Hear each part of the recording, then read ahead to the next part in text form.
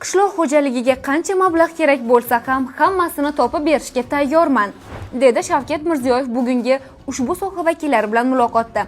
Prezident bugun tadbirkorlik, qishloq xo'jaligi bilan shug'ullanayotgan ko'plab fermer va dehqonlarni e'tirof etdi, chunki haqiqatdan ham yuqori hosilning yagona kafolati bu yaxshi agronom sanaladi.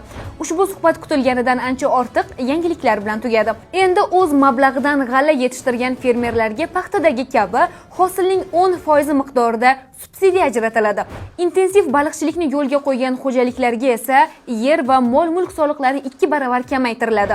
Dehqon va fermerlar uchun subsidiya olishga ketadigan bir oy vaqt 15 kunga qisqaradi.